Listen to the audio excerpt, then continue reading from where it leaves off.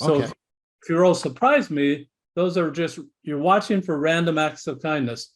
There's just two instructions with this. You roll the die every day. That's the love language you practice all day that day, Okay. all day. It's not like I did the dishes, woohoo, I'm done. Right. Not like that. Not an event anymore, oddly. Mm. Love is a process. And so that's the whole idea. Welcome to the Audacious Living Podcast, hosted by my man, Audley Stevenson, the Odd Man. Greetings and salutations, folks. It's Audley Stevenson, and I'm back with another edition of the most audacious podcast the internet has to offer. You've got it locked to the Audacious Living Podcast, and as always, it's a pleasure to be here as we continue our ongoing goal of helping our listeners live their best audacious lives ever. Welcome to 228. This is where we will be focusing on love with the help of today's guest, Paul Zolman. We're going to center that conversation around the significance of spreading love to others. So let's just say this is a very heartfelt episode, if you will. Paul has taken the principles from the widely known 5 love languages and has demonstrated them in a profound new way, a way that will make it easier for individuals to remember them and then be able to exhibit these ways of love by really essentially giving it to others. I'm going to let Paul explain, and I'm not going to take anything away from him. I'm going to let Paul do the rest of the explanation and give you an opportunity to understand the role of love. Enjoy.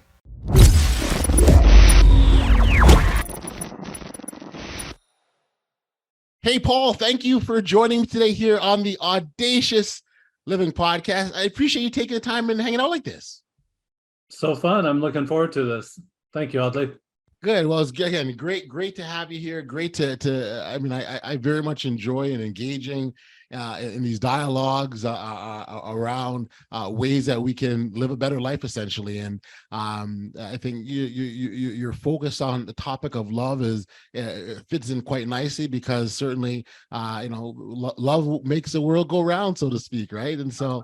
And we're all looking for it. We all want it. We all appreciate it. We crave it. And so I think there's a good fit here. So perhaps maybe as a starting point, if we can get you to sort of talk about your work and kind of your areas of focus. I want to start a little bit, Audley, with just a little background with me. Yeah. And I want to talk a little bit about a grandfather that I had on my father's side of the family. He had 9 children in Indiana. This is the late 1800s and the early 1900s.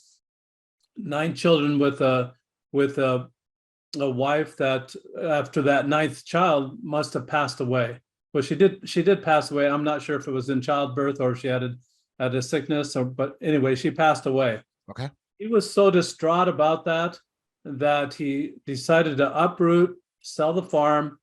And when people came to the auction for all the equipment and everything, he said, "Would you like a child as well?" And he just gave away all the children except for one. He took that one child, his name was Benjamin, took Benjamin with him and immigrated to Montana, went to Montana to do some homesteading at the time.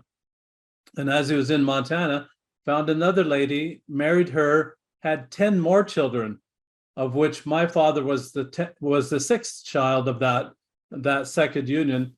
And when my father was 10 years old, this grandfather passed away. So he's got 19 children, very small children out there in the world. And it's just hardship. You can imagine what it'd be like growing up in that atmosphere. My father was a little bit sickly when he was a child and just got bullied because of being sick. It's a farm life. You can't be sick and run a farm at the same time. Right. And so just those hardships kind of passed on and it became more of an abusive type of atmosphere when I grew up. I'm number 10 of 11 children myself, so I have large families in my family. And it's just when I grew up, it was the abuse was so regular that I thought it was love. In fact, Dr. Gary Chapman wrote the book, The 5 Love Languages. When you take that survey, of course I'm physical touch. that's what I thought was love. Every time I got whacked, I thought I was getting loved. And what else was I supposed to think? Because I didn't know any better. And it took some things to change that and to realize that this might be a generational thing, something that's come through that they really had a hard time loving in appropriate ways, and to express that love. And this really came to the head, oddly, and I'm telling the story, it's a little bit long, but I'm telling the story just so the audience and yourself will have the background of where I'm coming from. I went to, I was single. I had been divorced and was single about 15 years ago, and was dating a woman that my sister introduced me to. It was time, the relationship was going well. It was time to take this woman to my brother 300 miles north for big brother approval. And everybody has to have big brother approval. So we walk in. The first thing that happened is my sister-in-law pulls her aside and said, the only emotion that the Zolman family learned growing up is anger. At first I denied it, then it made me mad. And I thought, if that was what is the perception of the family where I grew up, I really have an opportunity right here and now to change that perception. So I started studying a little bit about the color code and then the 5 love languages. And I settled on the principles of the 5 love language. I love the principles of the 5 love languages. Yes. I read the book 4 or 5 times, but even after reading the book 4 or 5 times, I could not spit out without peeking, without looking, what the 5 love languages are. Right. I knew that I was physical touch because that's what I grew up with. Right. But just if somebody asked me point blank, I couldn't tell you what they were. Okay. And so I thought, I've got to find a way to change this. So I contacted Dr. Chapman. I said, are you licensing those little icons that you have, the little pictures of the love languages? And his attorney wrote me back, said, no, we're not licensing them. So I talked to a intellectual property attorney in my town here. Okay. And he said that theory is not copyrightable. Application is. Got you. So I was trying to develop a new application. So I created my own icons and I put those icons on a dice. So here's the dice. This is what it looks like. There's your physical touch right, yeah. right there. Yeah. There's your gifts.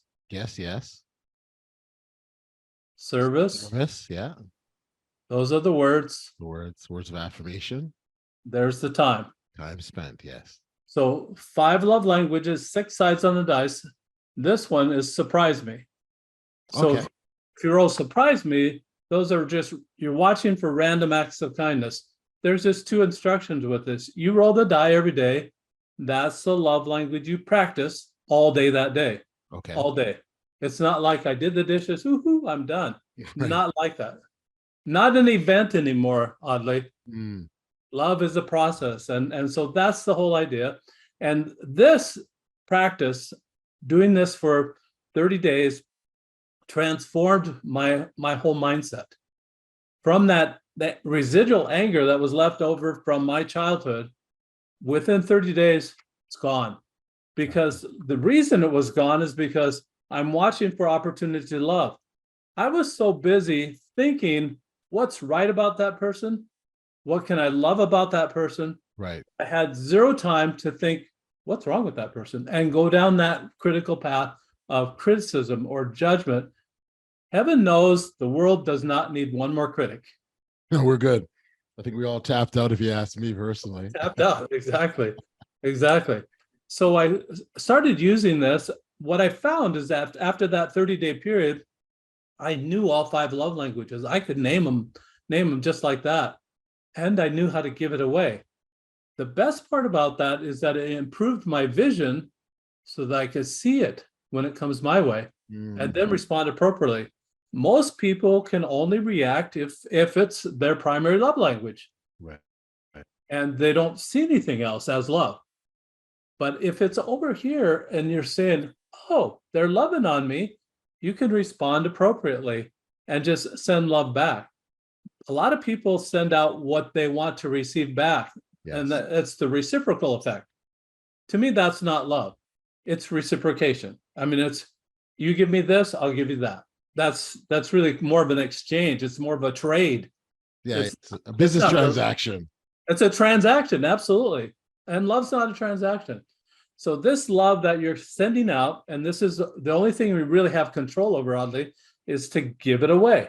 That's all we have control over. I can't bid you to love me. I can ask you, and then if I ask you and we're buddies, we might, you might feel duty bound to do that. Or if I tell you what my love language is, then you might feel like you have to cater to that. That's not love either. Who am I to say what love is anyway? I grew up in an abusive environment. Right. So I'm really not that person, but it does not sound like love. It sounds more like manipulation. But having said that, and I think it's important that you do touch on your environment, because having said that, I think you are an authority on what love isn't, right? Absolutely. Right? Absolutely. So I learned what it's not before I learned what it is. right. Right. Yeah. So there's some validity in that because of those experiences. Really interesting concept. So kind of walk me through, Paul, if you don't mind. So it's in the form of a game, right? Is that essentially what we're right? So It's a game that everybody wins. Gotcha. So you're giving it away, you're uplifting them, and then you're feeling good about helping other people feel good about themselves. Now what we learned, the of love languages, I think one thing that we learned is the thing that people appreciate, right? The things that people appreciate. So if your partner is into acts of service and you do these things, they appreciate they see that. I guess where my head is around is still at the end of the day, it's how the person receives it. Is it not like that really makes us effective? That's absolutely true. And so instead of me asking you, will you please take this survey so I can know how to love you? I mean, that's a little bit awkward. Right. I mean, especially if I just met you. Right. Come on, take this survey. I want to love you, oddly. Let me know how I can love you. Right. Really, really awkward. So what I found that works a whole lot better is whatever I've rolled for that day, and I'm practicing on that day, what you're watching for is when they light up. When they light up, you make a mental note, that's what they like. And then wash, rinse, and repeat. What I found oddly is that a lot of people, after taking the survey, it says what they are, and they kind of accept what that is. But then when you give them something different, they light up a whole lot better what was something different than they do with what they thought their primary love language might have been. Mm-hmm. And it's just there's a little skewing there of that survey that obviously it's not totally accurate, but this is accurate. Gotcha. You can't fake lighting up. No, you can't. Not really. Because No. when you're spontaneously sending love out and people are they're surprised that someone's doing an act of kindness, there's actual humanity out there, someone in humanity that's doing something that's really good for the humanity. And that's what we're trying to do. We're just trying to spread love in every day, all day long. The second thing about this is that it's not just to your significant other. No. Good point. You're not around your significant other all day long. So if it was just to the significant other, I would call that a part-time love job. Who wants to do that part-time? So to change the mindset, this is to everyone. You're doing this all day long through your work, whatever you do, you're sending love out all day long, all day watching for those opportunities to send it out, and all day watching for people that light up. Yeah, no, I love the idea of looking to light people up. I think it's that's if the end goal is that, It's a fabulous one, because even when you light someone up, you can't help but feel that joy as well too, right? Absolutely. So it's like the more love you send out, the more you receive back, and I think that's really what happens in that process of lighting others up. I do, again, I do like the focus on, the way you've designed the focus on other people, and what you can do for them. No longer is it about, Oh, it's not about you, Audley. It's about them. it It, totally is. It totally is. I'm really sorry about that. I'd love to. I can send you love, but it's Yeah. not about you. It's always about them. And when you get that mindset that it's always about them, and you're sending love out, it's like putting money into a piggy bank. Yeah. That you're just storing it up. You're trusting the process that Yes. by sending it out, someday it'll come back. Yeah. Contrast that with where I grew up, what I grew up with. When my parents sent anger out, guess what came right back? And it came back immediately. Mhm. Instant return on your investment. Yeah. Anger's coming right back. You can count on it. It's coming back. And it might come back tenfold. Sure. Watch out. Watch No, out. that's right. That's right. No, you're right. And when it does come back, it's a wave, like big tsunami, right? Yeah. Tsunami. Exactly. I like that. Yeah, no, for sure. You sort of touched on your background, the upbringing, and I was sort of just curious in terms of when you look at how that formed and shaped you. When did you sort of get to the point where you look back and said, this wasn't right, or could have been better, or I wish things were different? When did you come to that realization? So I really never got to that point, oddly, that of having regrets of growing up that way, because what I did have regrets about is not taking responsibility for my own life sooner. Okay. I was probably about age 35 when I finally realized that, oh, I'm responsible. I have to be responsible for my own choices. Up until that time, I blamed my father for anything relationship-wise that went wrong in my life. And all of a sudden, just light bulbs went on, the lights turned on. I felt responsible for my own actions at age 35. But consider this, my father had been dead already 7 years at that time. Right. And he's dead. And I'm still blaming him. How ridiculous is that? It's not his fault. And I'm a grown man, 35 years old. I was a grown man trying to take responsibility for my own actions. And when it came to that realization, I came to realize kind of where I was in a spectrum. Mm-hmm. And I like to illustrate that by just a stick. I found a stick the other day. Okay. On this side of the stick, it's really kind of nice and smooth. It's kind of nice. And then on this side of the stick, you see it's got some knots there. Yeah. This is the naughty side. Yeah. So nice and naughty. This is my naughty and nice stick. Yep. Consider that in a spectrum, though, that anger is more on the naughty side of the spectrum, and love is on the nice side of the spectrum. There's a vocabulary, and there's a language, and there's humor, all of its own set on the anger side. Mm-hmm. As is there a vocabulary, and there is humor on the loving side. Right. And where was I on that spectrum? My sister-in-law said I was closer to that anger side. Now that I understood where I was at on the spectrum, I've got three choices. I can stay put. Yep. I can go to the left, or I can go to the right. Right. Mm-hmm. I wanted, when I realized where I was at, then you can set goals. Then you can move one direction or the other. And that's when I decided I got to get to the loving end. I've got to learn that vocabulary. I've got to let go of those other things. And I found that when you're trying to make a change like that in your life, opposites or antonyms really work well. Okay. Take for an instance the word sarcasm. Yeah. On the naughty side of the stick or on the nice side of the stick? It's kind of on the naughty side. Yeah, I would say so. Yeah. So what would be the opposite of sarcastic? I would say more genuine or truthful, something authentic. Yeah. Yeah. Absolutely.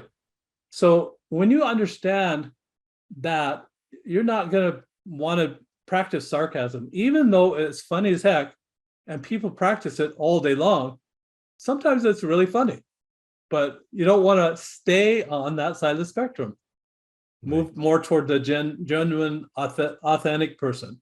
Yeah. So that's you can take any character trait, find out where you see it on the naughty and nice stick or the spectrum, and find out, how do I react to that particular trait? Where am I as related to that particular trait? And then make the move. It seems that I'm not seeing that, I would say it is. You're being very intentional about spreading love. Like this is a very intentional exercise, which I think is even that much more powerful, because it's almost like, I'm going to determine to spread this love, right? It's just going to get out there, you know. And that's why you roll the die every single day. It provides, it's almost a divining tool, if so to speak, or it provides that purpose for life that day. It's and purposely, it's got pictures on there, no words at all. So oddly, if I say the word elephant, you're not seeing in your mind ELEPHANT. You're not seeing the letters. No, you're seeing the picture. That's right. Yeah. So that's just like this. After you've rolled the die, you'll see the picture. It's a kind of a memory hook. Yes. And it'll stay with you all day long. What did I roll today? It'll stay with you all day long. And then you'll be able to practice that love all day long. Yeah. At the end of the day, I suggest that you journalize it. So inside this journal, I've got what you rolled that day, opportunities that you saw to love in that way that day, and then what you did about those opportunities. Think of this in a classroom situation. Okay. Small children can read pictures. Yes. In fact, when they first start to read, or they're looking at books, getting interested in books, they're looking at the pictures. They're not looking at the words. They're looking at the pictures. They memorize the pictures. And then while you're telling the story, then they'll memorize the story. And then they'll learn how to read. So even small children can roll the die. Picture this in a classroom situation. The boys think the girls have cooties. The girls think the boys have cooties. Right. So they've got this negative attitude about each other. They can overcome that. It's okay. Yes. Provide each set with a die. The boys will roll their die at the beginning of the day. The girls will roll theirs. At the end of the day, that last 10 to 15 minutes of a classroom day, mostly I'm gonna just go out there and say it's non-productive. Okay. The kids are antsy. The kids are antsy. They've been there all day long. They know the bell's going to ring. They know there's not going to be any big assignment. They know that they're not going to get in trouble and be sent to the principal's office at that time. They might be acting up. Sure. Instead of having that non-productive time at the end of the day, give them a paper, a journal page, and write what opportunities they saw that day, for what they rolled in the morning, what opportunities of love did they see that day, and what did they do about those opportunities. I would not grade it because it's what they saw. Right. But just give them pass fail if they did it or didn't do it. Collect those pages, and then at the end of the year, what do you have? You have a journal from first grade.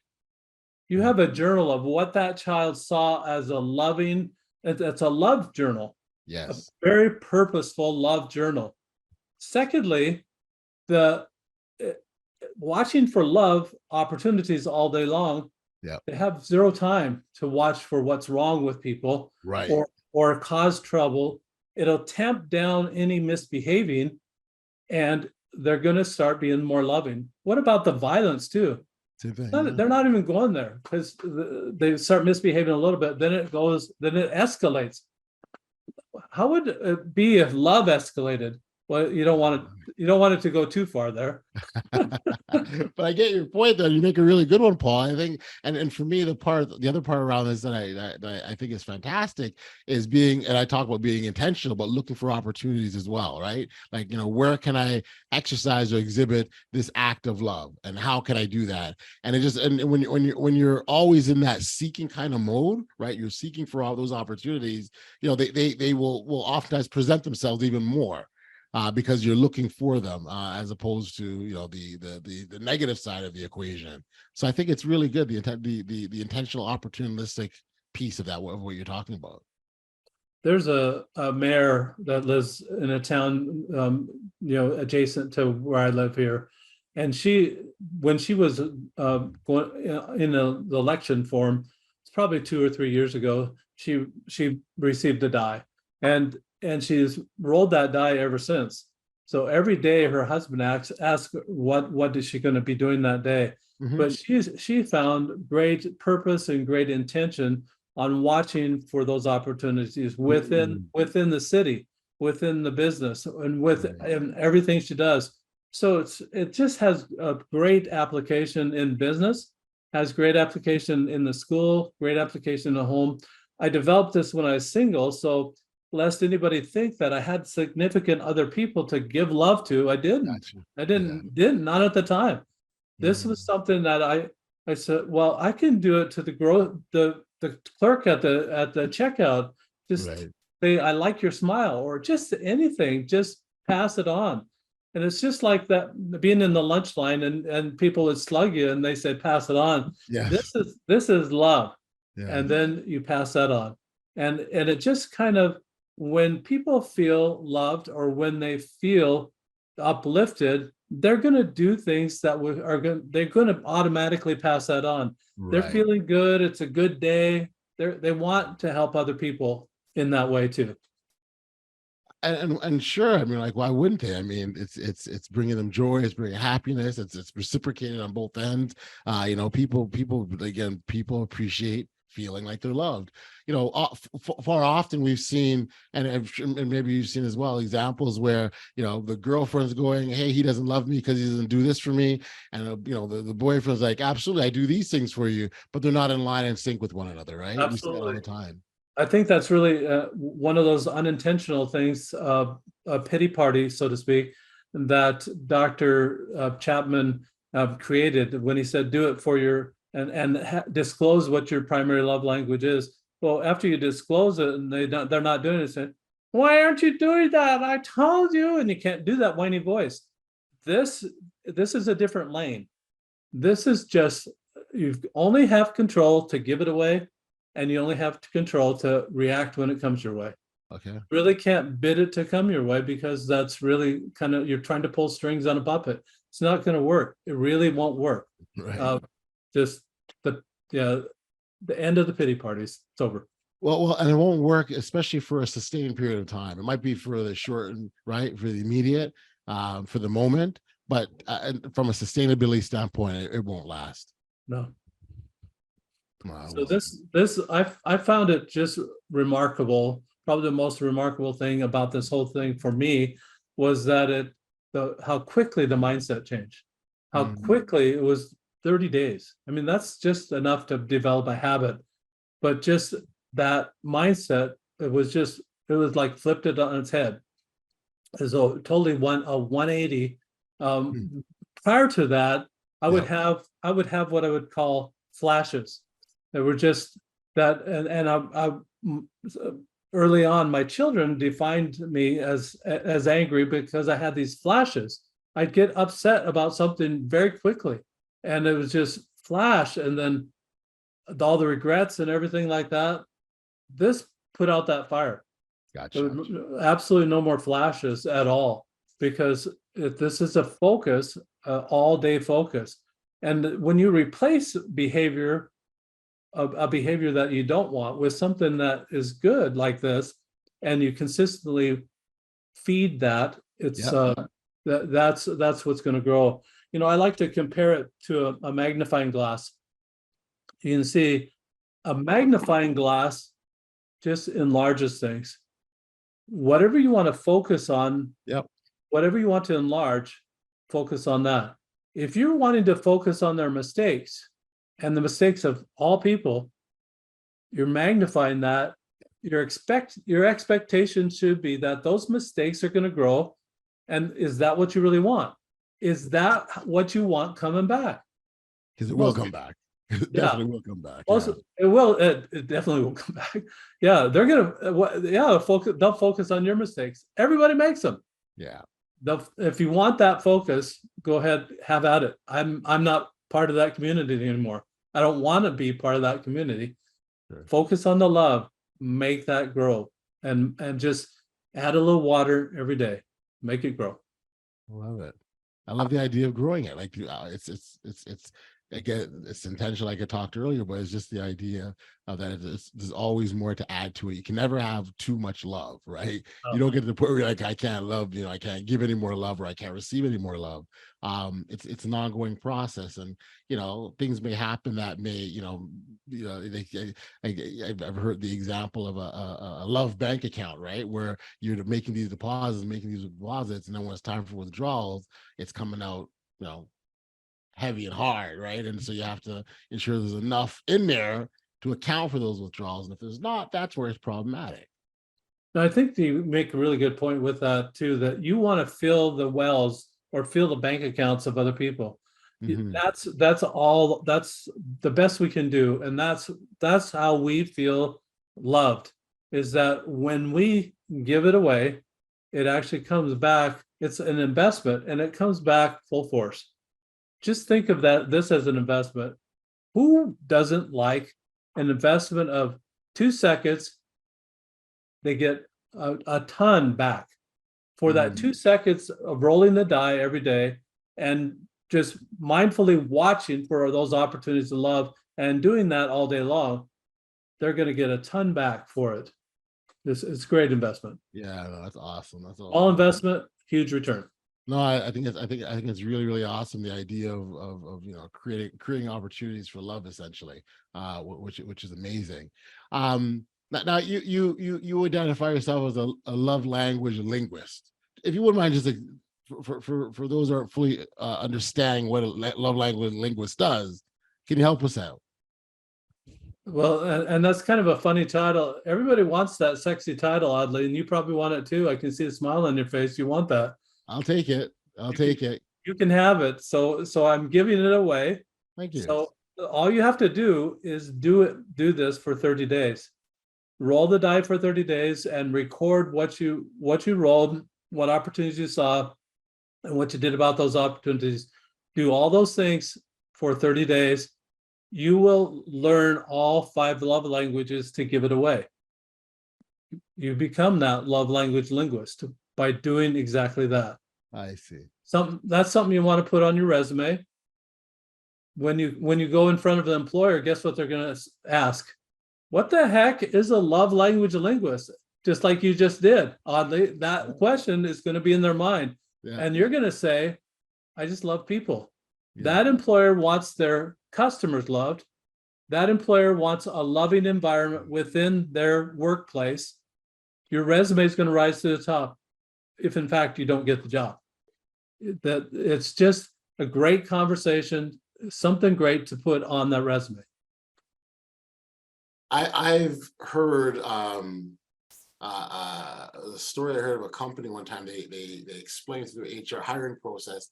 They call it hiring for goosebumps, right? And essentially, ask the individual, the potential candidate, they'll ask them, tell us, why you love people, right? And the whole idea is to get to if this individual can show that same kind of love to their customers.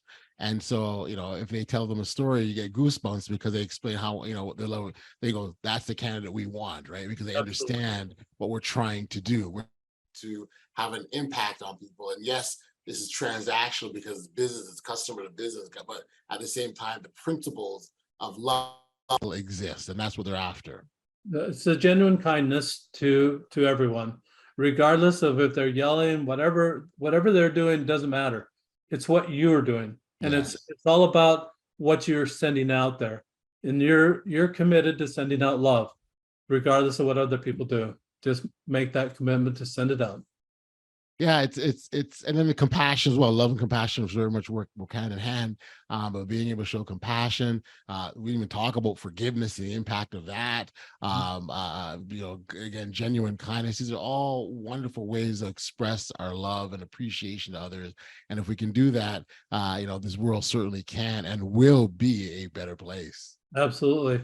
One more thing, oddly, that I just thought of. You're familiar with people that go to yoga classes. And when they go to a yoga class, they put their hands together like they're praying, and then they say namaste. Yep. So the definition of namaste is very similar to what we're trying to do here. Is the God in me sees the God in you, or the divine in me sees the divine in you. Knowledge. Yeah. Well, it's looking at the good, just looking for the good. Forget the bad. Forget it. Don't magnify it. Magnify that good. I love it. Really, legitimately, I do love it, Paul. I think that's awesome. For our listeners who want to learn more about you or check out the game of love, where can we send them, Paul?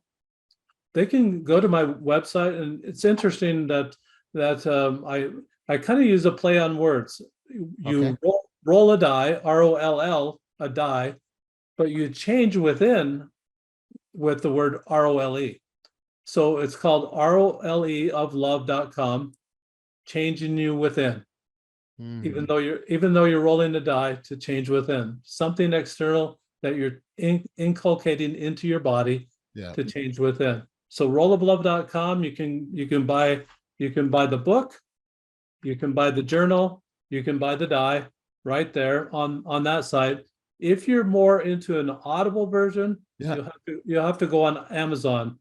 And if you type in Roll of Love on Amazon, you're going to get a ton of stuff that you have to comb through, because everything's all about love and people have their own ideas about love. Sure. But if you type in just my name, it'll come right up.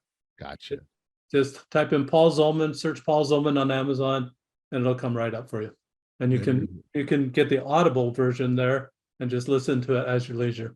It's a 2-hour listen, and very fast, and you can listen to it several times.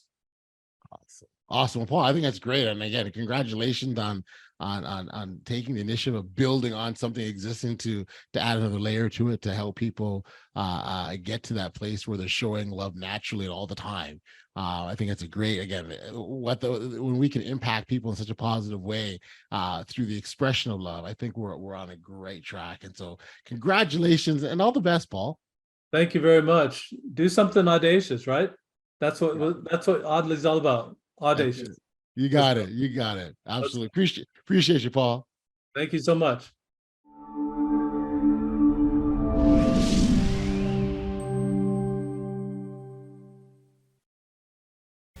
I'm back. We're here on the podcast, and much thanks and appreciation goes out to Paul for being here and sharing this new approach of learning the 5 love languages. I do really appreciate the concept of learning them through the dice, and also the idea of looking for opportunities to give them away as much as possible. It's super powerful an approach, and again, it's as simple as just rolling the dice. So congratulations, Paul, and all the best.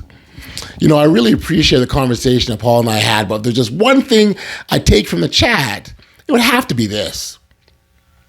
In a world that often feels divided, chaotic, and filled with negativity, spreading love to others becomes an act of profound significance. Love has the power to bridge the gaps between us, mend broken hearts, and create a ripple effect of positivity that can transform lives. Whether it's through small acts of kindness or grand gestures, the importance of spreading love to others cannot be overstated. Let's explore the profound impact that spreading love can have on individuals and communities, and why it's an essential practice for a better world. Spreading love is about nurturing connections with others. Human beings thrive on social connections and a sense of belonging. By offering love and kindness, we create an environment where people feel valued, supported, and understood. Simple acts of compassion, such as offering a listening ear, a warm smile, or a helping hand, can make a significant difference in someone else's life. It reminds us that we're not alone, and our actions have the power to brighten someone's day.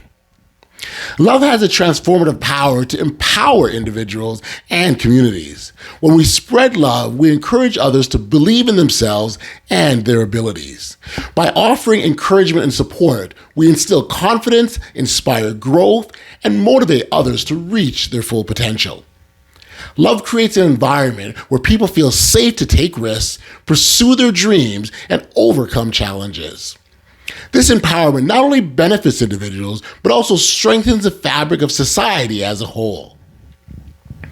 Spreading love can be a catalyst for positive change. Acts of love have a ripple effect, inspiring others to pay it forward. When we extend love to others, we set in motion a chain of reaction of kindness and compassion. It has a power to break down barriers, bridge divides, and foster a sense of unity in our communities. Love can bring people together, promote understanding, empathy, and acceptance.